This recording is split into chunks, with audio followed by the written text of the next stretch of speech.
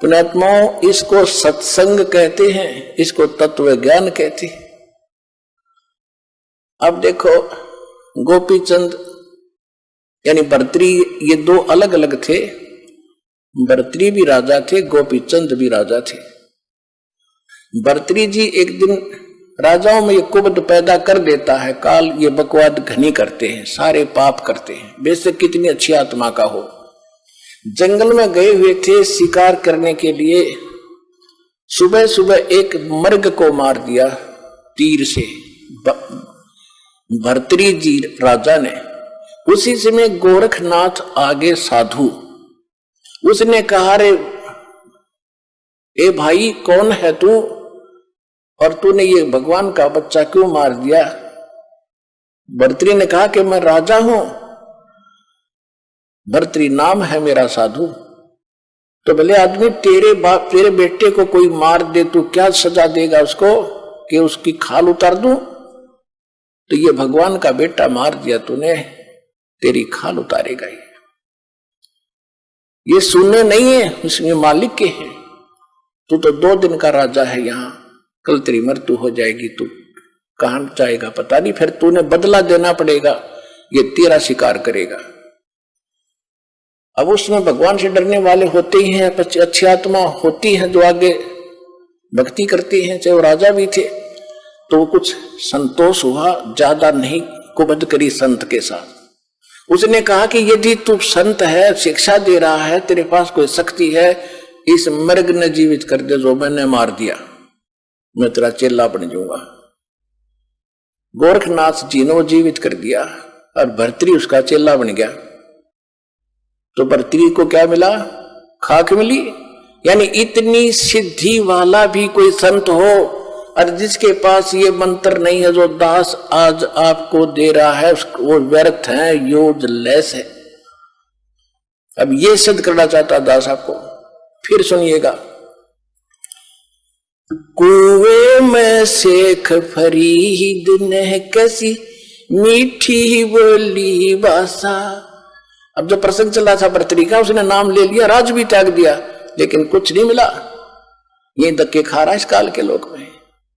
अब शेख फरीद नाम के एक मुसलमान थे, बचपन से एक कसक थी उसकी भगवान की, घर भी त्याग दिया, एक ऐसे सूफी संत का चेला बन गया जाकर, जो एक आंख से काना था। काना मान एक आंख छोटी थी उसकी, वो खुद की भी छोटी थी एक आंख। यानी ये तो अलग प्रसंग है, लेकिन वो इतना सिद्ध प्रसिद्ध था कि जो भी वो वचन कह देता साफ ठीक हो जाता है, इतना सिद्ध प्रसिद्ध था। और वो सिद्ध कौन थे? वो पिछले ही आप जैसे जो अब भक्ति आप कर रहे हो ना, इसके बारे में बताया पर गरीबदास साहिब ने परमात्मा की महिमा के शब्द महल में सिद्ध 24 हंस छोड़े विश्व बीसा। कि इस जो नाम हम देते हैं आपको, इसमें 24 सिद्धियां आ जाएंगी आप में। और अगर ये इन सिद्धियों का तुमने प्रयोग करना शुरू कर दिया तो फिर आपकी टायर पंचर हो जाएगा, गाड़ी यहीं खड़ी रहेगी। अब वो प्रसंग नहीं है, दूसरा फिर सुनाएंगे। तो ये जो नाम आपको दे रखे, इसमें इसी सिद्धि बहुत आ जाएंगी, लेकिन आपने प्रयोग नहीं करना, नहीं तो आपकी प्रभुता हो जाएगी और आपकी पूंजी नष्ट होनी शुरू हो जाएगी, आप पार नहीं हो पाओगे। फिर भी अब क्या हुआ कि वो पहले आप यहां से चले, जो रह गए वो भटक रहे हैं, वही प्रसिद्धि हो पाई। उन्होंने किसी को कुछ कारण से प्रसिद्ध था, कोई किसी कारण से प्रसिद्ध था। गोरखनाथ भी ऐसे ही प्रसिद्ध था।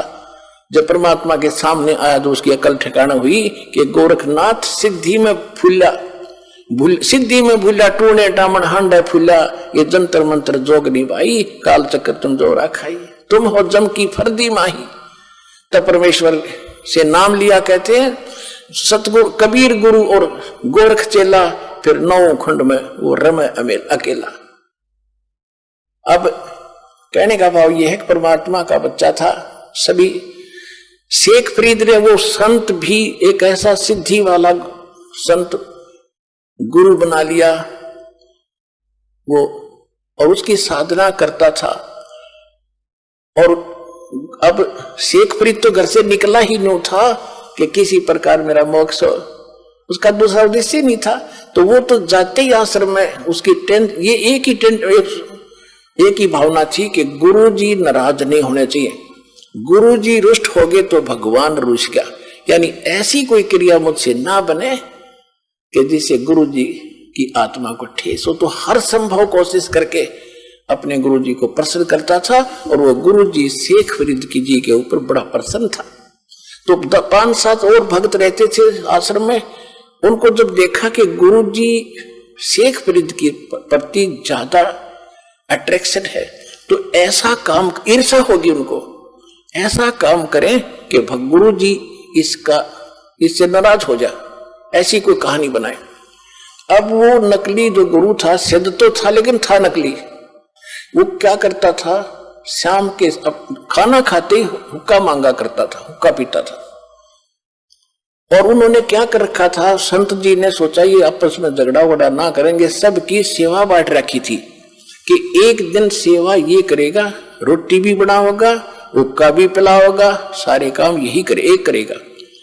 तो जिस दिन शेख फरीद का नंबर आया, उन दूसरों ने क्या देखा कि वो गुरुजी इतना क्रोधी था कि खाना खाने के तुरंत बाद 5 मिनट के अंदर 5 मिनट से पहले हुक्का चाहिए उसको पीने के लिए। वो लेट जाता था आश्रम में अलग से कुटिया।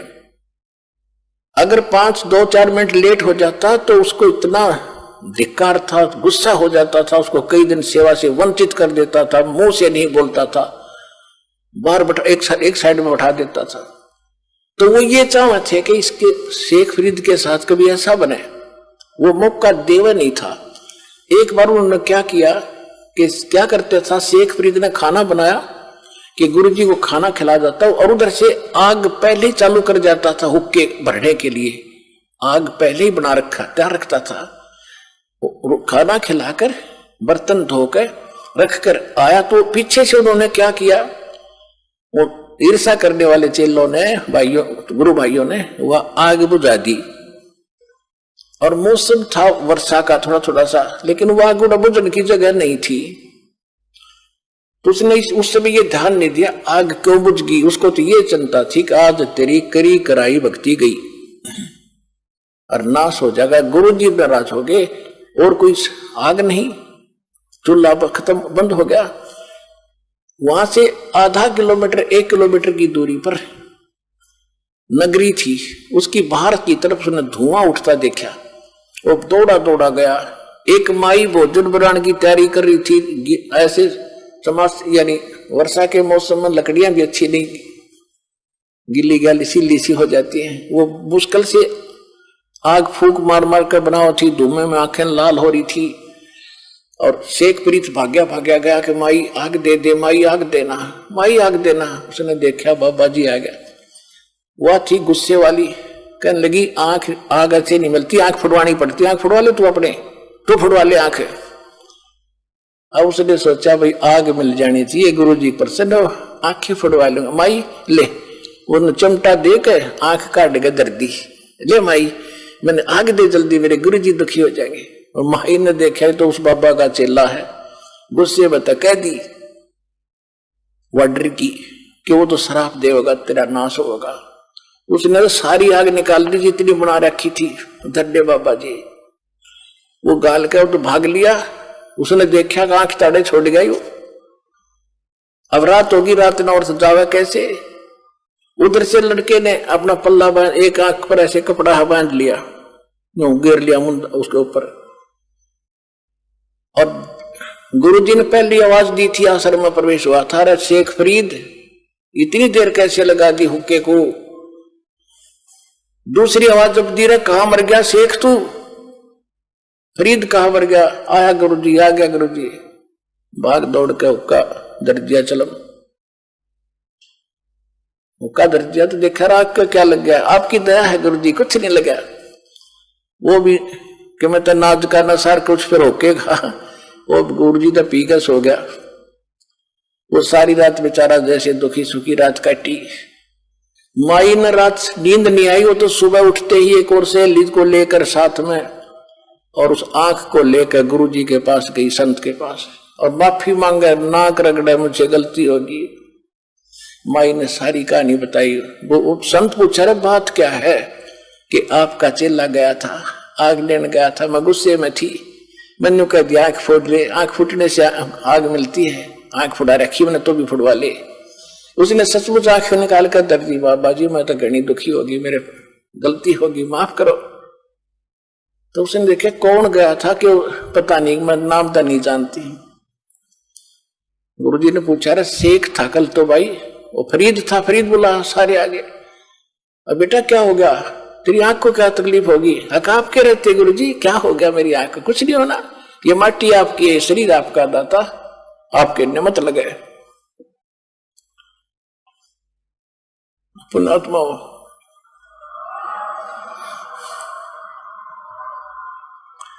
अब ऐसी समर्पित आत्मा और कहा जीवन नाश कर गई। दास ये बताना चाहता आपको। तो उसने कहा कि बेटा खोल इस पट्टी को।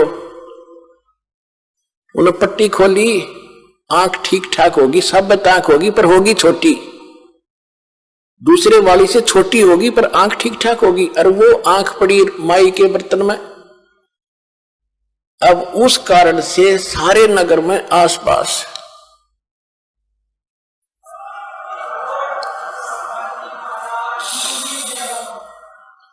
उस बाबा जी की, उस नकली संत की सिद्धि के कारण इतनी महिमा होगी, वे पूछो मत, संत हो तो ऐसा हो। अर्पणात्मा फिर शेख फरीद जी को डाउट क्या रहा कि ऐसा महापुरुष ये जो ज्ञान देगा सारा ठीक होगा। अब कहते हैं लागी का मार्ग और है लागे चोट काल जा करके, ऐसी लगन लगेगी तो भगवान मिलेगा, लेकिन वो लगन और गलत स्थान पर लगा दी। अब गाय से दूध मिलेगी, सब ने पता, अब गाय से दूध मिलेगा, और गाय की जगह किसी ने गधी दे दी होगी, गाय है काट ले भर ले बाल्टी, उसने कितना चारा खुआ लियो और कितना उसने कुछ कर लिया, वो गाय वाला काम नहीं कर सकती। श्रद्धा भी स्थान पर हो, ठीक ठिकाने हो, और फिर लगन लगावे। आम बबूल का बीज बोके और आम चाहने के लिए उसकी पूरी सेवा, अंत में बबूल ही लगेंगे, आम नहीं लगेगा। आम के लिए तो आम का बीज बोकर फिर वही लगन लगानी पड़ेगी, जिस तरह बबूल के पेड़ को प्रफुल्लित करने के लिए किया था। तो यदि आम का बीज बोकर भी वही श्रद्धा रखनी पड़ेगी, वही तरीका अपनाना पड़ेगा, तब ये बात बनेगी। फिर क्या हुआ, कुछ दिनों के बाद वो संत की मृत्यु होगी, सूफी संत मुसलमान की। और वहां फरीद जी, वो 5-7 जो बच्चे रह गए थे आपस में, उनके मन मुटाव होता था, तो वो क्या करता था, अपना वहां से निकल गया और एक कहीं जाकर साधना करी 12 वर्ष तक। और 12 वर्ष में केवल 1.25 मन अन्न खाया, 50 शेर 1.25 मन। अब 12 वर्ष में कितने, एक वर्ष में 365 दिन, और 12 वर्ष में कितने हो गए? और प्रतिदिन एक इंसान जीने के लिए कितना भोजन खाता है? आइडिया लगाना, 100 मन खा जा 12 साल में एक व्यक्ति। और वहां पर 40 किलो खाया 12 साल में, 50 किलो, तो शरीर तो कंडम हो गया, मांस रहा नहीं, अस्थि पंजर शेष रहा। एक दिन वो लेटा ऐसे बैठा था, बैठ कर जैसे विषादना कर रहा था, कौवे आ गए, उन्हें सोचे ये मनुष्य मर गया। आसपास आकर बैठे चार सब जगह देखा, वो तो मांस तो उस पर था ही नहीं था, खाल और हाड माथे पर बैठ गया आके। उन्हें आंख दिखी कुछ इनमें मांस है, तो उन्होंने कोशिश की कि आंख निकाल ले इसकी, अपना पेट भरेंगे।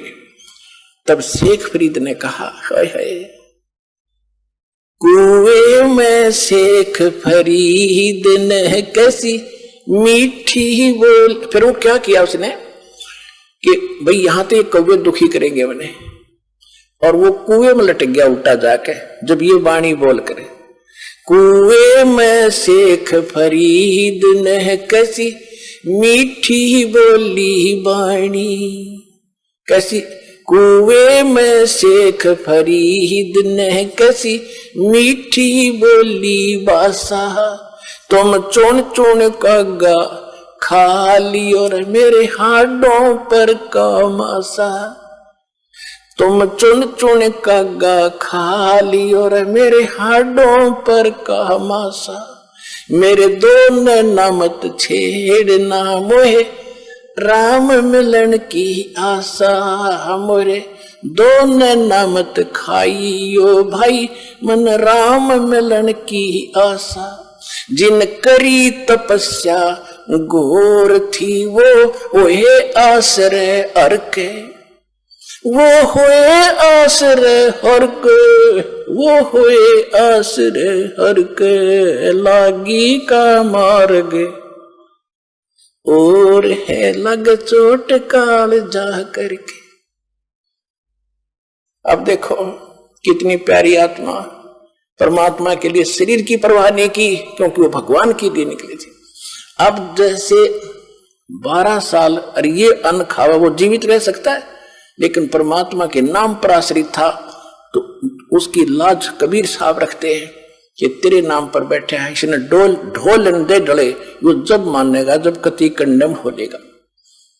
अब शेख फरीद ने सोचा कि भाई नाश बात बिगड़ गया था, ना भगवान मिला, शरीर अंत होने को आ गया, कौवे आंख भी खा जाएंगे, फिर मैं कितना जोगा नहीं रहूंगा, भगवान का दर्शन कैसे करूंगा। अब जैसा उस गुरुजी ने साधना बता रखी थी, तप करने लग गया बेचारा, वो तपस्वी थे। जैसी भांग उबो रहा था वो चेले को शिक्षा दिया गया। अब चेला तो वही होता है, उसने समर्पण कर ही रखा था, जो गुरुजी कह दी सारी सच्ची और ऐसा ही करूंगा। लेकिन उससे मिलना कुछ नहीं था, जब तक पूर्ण संत नहीं मिलेंगे। अच्छा फिर क्या हुआ, उसने सोचा बाहर रहूंगा तो ये खाएंगे, कौवे खा जाएंगे। फिर कुएं में लटक गए, फिर वो यही अर्जी ला रहा था, रे कौवे मेरे आंखें छोड़ दियो भाई, क्योंकि बाहर तो आना ही पड़ता है थोड़ा बहुत फ्रेश पुरुष होने के लिए भी। रो रहा है, फिर भी रो रहा कि भगवान मिला नहीं, अब क्या होगा, अब कहां जाऊंगा, जीवन अंत हो गया, दर्शन मालिक के हुए नहीं। अब परमात्मा आए, परमेश्वर जो भगवान है हमारे, जो जन मेरी शरण है ताका हूं मैं दास, गेल गेल लाग्या फिरूं जब तक धरती आकाश। ये शेख फरीद वही था जो इस कलयुग में भी चल गया था पिछली पीढ़ी से, और साथी मालिक ही था, सोच रखा था मैं जिस धर्म में जन्मया हूं यही से मोक्ष होगा। धर्म का इसमें कोई रोल नहीं, धार्मिकता का रोल है, और सच्ची भक्ति होगी, कोई धर्म हो कोई जाति हो, मनुष्य जीवन हो वो पार होगा। अब कबीर परमेश्वर जी आए एक साधु रूप बना के, जिंदा महात्मा का, कुएं पर खड़े हो गए, रस्सा बांध कर वृक्ष के, और नीचे लटका हुआ था पैरों का बांध कर शेख फरीद। नीचे न सिर था, ऊपर न पैर थे। परमात्मा ने नो का नो पकड़ कर रस्सा बाहर निकालना, जो तड़प रहा था। अब पुकारता अपने अपने गीता पढ़ा सुना करे, हमारा बाप ही कबीर साहब है, सत्पुरुष है। जब उसने बाहर खींचा तो पहले क्या करते थे, पाली आ जाते थे गवाले, वो शेख फरीद तपस्या कुएं में करता था, बाहर आकर थोड़ी बहुत देर बैठता था, तो पाली उसके रस्से को पकड़ कर डंडी से ऐसे हिला देते थे। वो कभी इधर लगता था कुएं में, कभी इधर लगता था, वो फिर यूं कर लेता था। पाली छोड़ छाड़ कर थोड़ी देर छेड़ कर चले जाते थे, कोई बद्दुआ नहीं देता था, प्रार्थना करता था भाई ना छेड़ो मुझे, मैं अपना काम कर रहा हूं। तो उसने सोचा उस दिन कि आज तो ऐसा शरारती व्यक्ति आ गया, इसने मैं बाहर निकाल लिया। पहले तो छेड़ छाड़ कर चले जाते थे, मैं थोड़ी देर में हो जाता था सेंटर में। उसने कहा, शेख फरीद ने कहा कि भाई आप कौन हो, मुझे ना तंग करो, मैं अपना काम कर रहा हूं, तुम अपना करो। साधु संतों को छेड़ दो, ऐसे नहीं सताया करते। परमात्मा बोले आप क्या कर रहे हो महात्मा जी, कि मैं भगवान के लिए तड़प रहा हूं, भगवान के दर्शन करने के लिए, दीदार करने के लिए मैं भक्ति कर रहा हूं, मुझे करने दे, थोड़ा ही समय रह रहा है, मैं अपने भगवान के दर्शन करूंगा। परमात्मा बोले कि मैं हूं वो अल्लाह अकबर जिसके आप दीदार करना चाहते हैं। अब वो कहता है शेख फरीद है कि नहीं ऐसे ना बोलो, ऐसा मत बोलो, ऐसा जो कहता उसको पाप लगता है। अल्लाह कभी पृथ्वी पर नहीं आता, अल्लाह दर्शन नहीं देता, वो तो पर्दे के पीछे से बोलता है। परमात्मा बोले आप किस लिए यहां कर रहे हो? आप कह रहे हो कि मैं भगवान के दर्शन के लिए और प्रयत्न कर रहा हूं, दीदार करूंगा उसके। भगवान कैसा है? आप कहते हो भगवान तो बेचून है, निराकार है।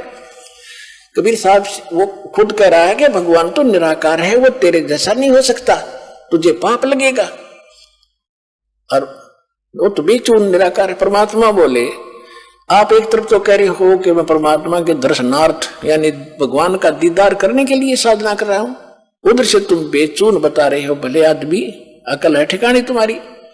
छुरी क्या है और साधना क्या तुम्हारी? कहते गाम का और ज्ञान का तो इतना चमका ऐसा होया करे, एकदम गटके पट खोलने से जाता है ना, तो आए रहे थे इससे काम के लिए कि वो मरेगा, खत्म हो जाएगा, नहीं तो एकदम सारी बुद्धि चेंज होगी, रत तेरा गजब हो गया। उधर तो हम उसको निराकार मानते हैं और फिर दर्शन के लिए बकारा खेते के दर्शन होंगे, अल्लाह तुम्हें दिखाई देगा। नो के नो पैर पकड़ लिए, उल्टे लटके लटके रहे, क्योंकि ऐसे लटका रखे थे, वार्ता हो रही थी। नो के नो पैर पकड़ लिए, नो सोचा कि भगवान तो नहीं हो सकता, अल्लाह तो नहीं हो सकता, पर बाखबर जरूर है। जो सूरत फुरकानी, कुरान शरीफ में सूरत फुरकानी 25 आयत 52 से 59 में स्पष्ट किया है कि जिस परमात्मा ने 6 दिन में सृष्टि रची, 7 महीने तख्त पर जा बैठा 7वें दिन, वो अल्लाह कबीर है। उसकी खबर कोई बाखबर से पूछो, वो जानता है। तो शेख फरीद जी को पक्का विश्वास हो गया, अल्लाह नहीं तो अल्लाह का जानकार जरूर मिल गया, बाखबर मिल गया, इल्म वाला। चरण पकड़ लिए, परमात्मा ने खोल कर रस्सा बैठा लिया कि बैठ जा, मैं बाखबर हूं और मैं तत्वदर्शी संत हूं, तू अल्लाह ना मानना है, ठीक है। कहते इस शरीर के साथ क्यों दुश्मनी कर रखी है, मुश्किल से मिलता है, इतना भी ना खाओ। कहते इतना भी ना खाओ अंगड़ाई टूटे, आलस हो जा, इतना कम भी मत खाओ कि आपकी क्या हालत हो रही है। आप वचन कब करोगे, आपकी तो बुरा हाल हो रहा है, खाने पीने सूखा पड़ा शरीर। श्रीमद् भगवत गीता अध्याय नंबर 6 के श्लोक 16 में लिखा कि अर्जुन, ये योग यानी भक्ति साधना न तो ज्यादा खाने वाले की या बिल्कुल ना खाने वाले की, या ज्यादा जागने वाले की और न ज्यादा सोने वाले की, किसी की सफल नहीं होती। सूक्ष्म वेद में बताया है कि प्रथम अंजल संयम रखे, संयम करे खाने और पीने पे, और योग युगत सब सतगुरु भाके। ये सब तरीका वो सतगुरु बतावेगा जब कभी आवेगा। तो कैसे भक्ति करनी चाहिए, कैसे रहना चाहिए, इन पिछले वालों की तरफ ना झांकना। उनने किक के डले ढोए थे, उनको खाक मिला, तब परमात्मा ने उसको कुछ आहार कराया, फूल फल खवाए, वो तो ताकत साथ थी दाता की। फिर उसको नाम दिया और कहा अब होगी तेरी मुक्ति बेटा। जब शेख फरीद की मुक्ति हुई, पुण्यात्माओं आप उन पुण्यात्माओं में से हो, परमात्मा आपको इकट्ठा कर आज लाया है, आपको सहज में वो मार्ग मिल गया है। इसकी भक्ति करो और सच्चे दिल आखिरी सांस तक लगे रहना, संसार की तरफ ना देखना, तुम्हारा बेड़ा पार होगा, तुम्हारा मोक्ष होगा।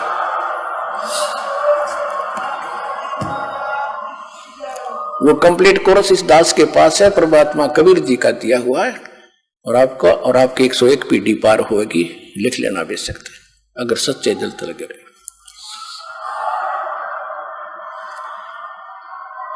सत साहिब।